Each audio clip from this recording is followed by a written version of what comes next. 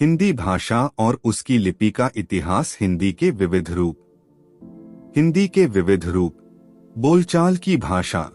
किसी भी भाषा के अनेक रूप देखे जा सकते हैं। भाषा अभिव्यक्ति की मौखिक स्वरूप ही होती है। भाषा का प्रत्येक प्रयोग संदर्भों के अनुसार परिवर्तन होना अवश्यंभावी है।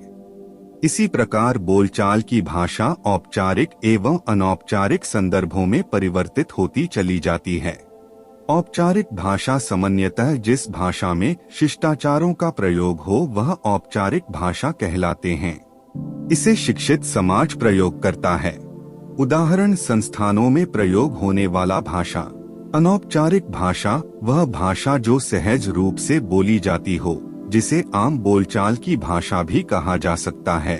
इसमें व्याकरण त्रुटियां भी हो सकती हैं। उदाहरण घरों में बोली जाने वाली भाषा। औपचारिक संदर्भ में भाषा बनावटी व बोझिल प्रतीत होती है, परंतु अनौपचारिक संदर्भ में यह सरल एवं सहज होती है। सामान्य बातचीत और बोलचाल में इसी अनौपचारिक रूप का प्रयोग होता है और इसे ही बोलचाल की भाषा कहते हैं।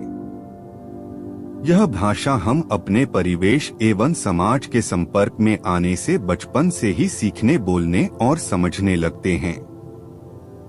बोलचाल की भाषा के लिए किसी भी प्रकार की औपचारिक शिक्षण प्रशिक्षण की कोई आवश्यकता नहीं होती। अनपढ़, शिक्षित, अशिक्षित, साक्षर सभी इसका प्रयोग अधिकार पूर्ण सफलतापूर्वक करते हैं। हिंदी के संदर्भ में हम बोलचाल की भाषा को हिंदुस्तानी शैली के निकट पाते हैं। हिंदुस्तानी शब्द मूलतः विशेषण है, जिसका अर्थ है हिंदुस्तान का। 17वीं शताब्दी में इस रूप में हिंदुस्तानी का पहला प्रयोग स्वामी प्राणनाथ में मिलता है।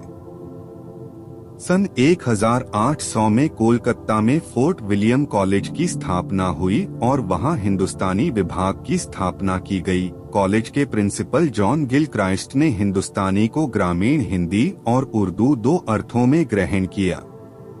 अंग्रेजों ने फूट डालो और शासन करो की नीति के आधार पर भाषाई सांप्रदायिकता फैलाने का प्रयास किया और इस सांप्रदायिकता को दूर करने के लिए एक ऐसी भाषा की आवश्यकता महसूस हुई जिसमें न पंडिताऊपन हो और न मौलवीपन। संस्कृत और अरबी फारसी की कठिनता को दूर करने के लिए हिंदी और उर्दू के बीच की इस सरल हिंदी, सरल उर्दू अथवा बोलचाल की भाषा के लिए हिंदुस्तानी शब्द का प्रयोग सन 1900 के आसपास देखा जा सकता है।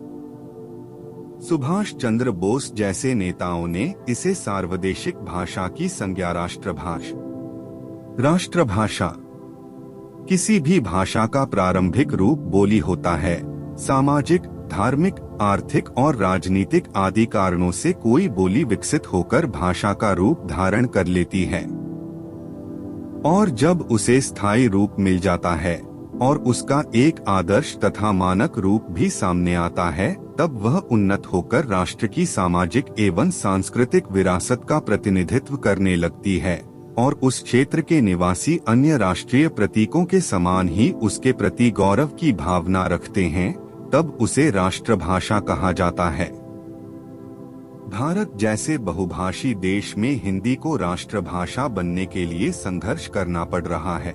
हिंदी को उसका स्थान दिलाने में गैर हिंदी भाषी जैसे महात्मा गांधी, सुभाष चंद्र बोस, दयानंद सरस्वती, बाल गंगाधर तिलक आदि बुद्धिजीवी नेताओं का विशेष योगदान रहा है। राष्ट्रभाषा में राष्ट्र को भावनात्मक एकता के सूत्र में बांधे रखने की शक्ति होती है। भारत एक बहुभाषी देश है, लेकिन सांस्कृतिक दृष्टि से वह एक है। अनेकता में एकता ही इसकी सबसे बड़ी शक्ति है। इस दृष्टि से हिंदी को भारत की राष्ट्रभाषा माना गया है, क्योंकि इसका प्रयोग भारत के अधिकांश भूभाग में किया जाता है। हिंदी भाषी क्षेत्रों जैसे हिमाचल प्रदेश, हरियाणा, दिल्ली, राजस्थान, उत्तर प्रदेश, बिहार आदि के साथ साथ अहिंदी भाषी क्षेत्रों जैसे गुजरात, मद्रास, आंध्र प्रदेश आदि के साथ साथ विदेशों में भी जैसे Mauritius, Fiji, Suriname, Britain, Australia आदि में भी व्यापक स्तर पर हिंदी भाषी समाज देखा जा सकता है। हिंदी 11वीं शताब्दी से ही भारत के अधिकांश भूभाग में बोली जाती है। चंद्रबरदाई, अमीर खुसरो, विद्यापति, सूरदास, तुलसी, जायसी, कबीर, बौद्धा, बिहारी, घनानंद और भारतेंदु आदि कवियों ने हिंदी की विभिन्न बोलियों में साहित्य की रचना करके इसको समृद्ध किया है। हिंदी का प्रयोग भक्ति काल के सूफी कवियों ने भी सफलतापूर्वक किया, जिनमें जायसी, कुतुबन और मंझन का नाम प्रमुख है। भिन्न भिन्न प्रदेशों में बम्बिया हिंदी और कलकतिया हिंदी आदि के नाम से हिंदी अहिंदी प्रदेशों में भी अपनी जड़ें जमा चुकी है।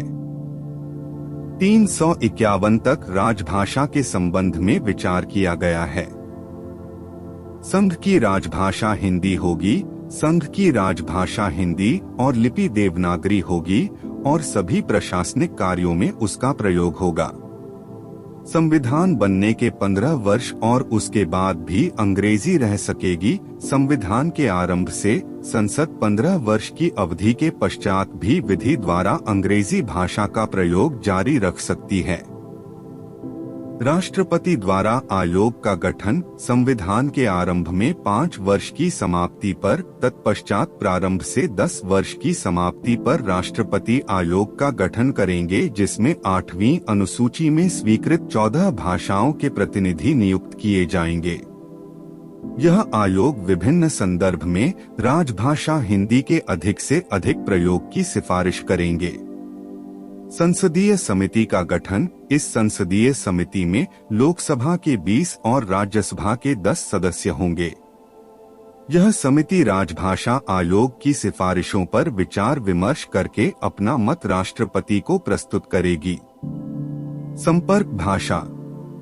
संपर्क भाषा से तात्पर्य है वह भाषा जो दो भिन्न भाषा भाषी अथवा एक भाषा की दो भिन्न उपभाषाओं के मध्य अथवा अनेक बोलियों बोलने वालों के मध्य संपर्क का माध्यम होती है तथा जिसके माध्यम से विचारों का आदान प्रदान होता है। इस दृष्टि से भिन्न भिन्न बोली बोलने वाले अनेक वर्गों के बीच हिंदी एक संपर्क भाषा है और अन्य कई भारतीय क्षेत्रों में भिन्न भिन्न भाषाएं बोलने वालों के बीच संपर्क भाषा है। उदाहरण के लिए जिस प्रकार हिंदी की दो उपभाषाओं ब्रज और भोजपुरी बोलने वालों के बीच हिंदी संपर्क भाषा का काम करती है, इसी प्रकार पंजाबी और बांग्ला भाषा बोलने वाले दो व्यक्ति भी संपर्क भाषा के रूप में हिंदी का प्रयोग करते हैं। वस्तुतः हिंदी ही वह भाषा है जो सबसे अधिक बोली और समझे जाने के कारण संपूर्ण राष्ट्र को संपर्क सूत्र में बांधने का काम करती है। किसी भी भाषा को संपर्क भाषा बनने के लिए एक सहज और अनुकूल वातावरण की आवश्यकता होती है। इस दृष्टि से हिंदी के संपर्क भाषा बनने में स्वाधीनता आंदोलन की बहुत बड़ी भूमिका रही है। स्वाधीनता आंदोलन के दौरान हिंदीतर क्षेत्रों के स्वाधीनता सेनानियों, नेताओं, विचारकों, साहित्यकारों आदि ने एकमत से हिंदी को राष्ट्रभाषा स्वीकार करके समस्त देशवासियों को हिंदी में काम करने के लिए प्रोत्साहित किया। इस दौरान हिंदी के प्रचार प्रसार के लिए अनेक समितियों का गठन हुआ, जिन्होंने गैर हिंदी भाषी क्षेत्रों विशेषकर दक्षिण भारत में हिंदी के प्रयोग को बढ़ावा दिया। प्राचीन काल में लोग छोटे छोटे समुदायों के साथ में रहते थे तथा वे एक साथ जुड़े हुए होते थे, परंतु आज मशीनी युग में मानव विश्व भर में विख्यात हुआ है। इसलिए उनको सूचना देने के लिए संचार माध्यम का सहारा लेना पड़ता है। संचार शब्द अंग्रेजी के कम्युनिकेशन शब्द के पर्याय के रूप में प्रस्तुत है, अर्थात संदेश देना, सूचना देना, संप्रेषित करना तथा अपनी बातें दूसरों तक पहुंचाना। इस प्रकार संप्रेषण की पूर्ण क्रिया संचार है, जिसके द्वारा मानव अपने विचारों और मंतव्यों का आदान प्रदान करता है। और इसी संचार माध्यमों में प्रयोग होने वाली भाषा संचार भाषा कहलाती है। संचार माध्यमों के विभिन्न प्रकारों के अनुरूप संचार भाषा के रूप बदलते रहते हैं। कहीं यह भाषा क्लिष्ट नजर आती है तो कहीं इसमें सरलता व सहजता का विशेष ध्यान रखा जाता है। संचार के विभिन्न माध्यम एवं उनमें प्रयोग होने वाली भाषा निम्न प्रकार की हैं। मुद्रित माध्यम समाचार पत्र के विभिन्न भाग होते हैं और प्रत्येक भाग में विभिन्न प्रकार के भाषा का प्रयोग होता है, जैसे मुहावरे युक्त भाषा, कठिन भाषा, अनौपचारिक भाषा, सरल व सहज भाषा, रोचक शैली तथा संस्कृत निष्ठ शब्दों का प्रयोग। श्रव्य संचार माध्यम रेडियो में मुख्यतः आम बोलचाल की भाषा का प्रयोग होता है। चूंकि इस माध्यम में प्रापक पुनः खबरों को पढ़ नहीं सकता अथवा देख नहीं सकता, इसलिए वक्ता ऐसी भाषा का प्रयोग करता है जिससे कि प्रापक तक उचित संदेश सरलता से पहुंच सके। दृश्य श्रव्य संचार माध्यम टेलीविजन टीवी की भाषा आम बोलचाल की भाषा होते हुए भी थोड़ी भिन्न होती है। इस भाषा में उर्दू, अंग्रेजी और दूसरी भाषाओं के शब्दों का भी समावेश होता है। इस भाषा में भी सरलता, सहजता एवं रोचकता का विशेष ध्यान रखा जाता है। कहानी साम्राज्य की रोचक कहानी सुनने के लिए इस चैनल को सब्सक्राइब करें।